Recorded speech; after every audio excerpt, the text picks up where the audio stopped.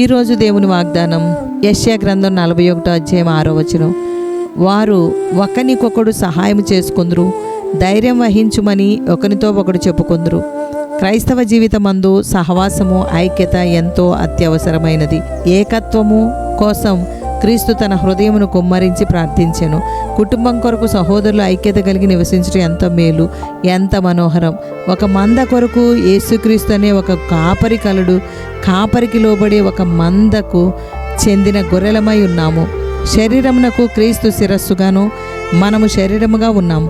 శరీరం అంతా దానికి సహాయమై ఉన్న ప్రతి కీలు వలన కలిగిన బలము చేత అతుకబడి క్రియ చేయుచున్న ప్రకారము మనము అభివృద్ధి కలిగి సాగిపోవలను. శరీరము ఒక ఆలయముగా ఆయనపై చక్కగా అమర్చబడి పరిశుద్ధమైన దేవాలయమగుటకు వృద్ధి పొందుచున్నాము.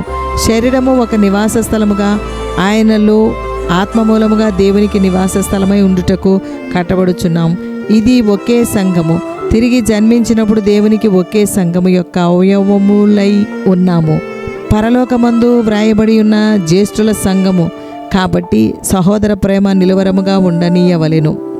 ప్రార్థన. ప్రేమగల ప్రభు అయిన యేసుక్రీస్తు దేవా, నీకు స్తోత్రం.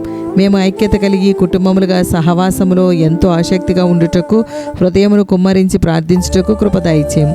దేవా, నీవే మా కాపరివని ఒకే మందవలే ఉండుటకు సహాయము చేయము. దేవా యేసయ్య, నీవే శిరస్సుగా మేము శరీరముగా నీకు మహిమ తెచ్చేవారముగా సాగిపోదుము. పరిశుద్ధమైన దేవాలయముగా వృద్ధి పొందుటకు దయచూపుము. ఆత్మమూలముగా దేవా నీకు నివాస స్థలముగా కట్టబడుటకు నీ మాటతో బలపరచుము. దేవా, తిరిగి జన్మించిన వారు ఒకే సంఘము యొక్క అవయవములుగా ఉందుము. దేవా, నా దేవా, సహోదర ప్రేమ ఐక్యత కలిగి నిలువరముగా ఉండుటకు యేసు నామములో అడుగుచున్నాము తండ్రి. ఆమేన్.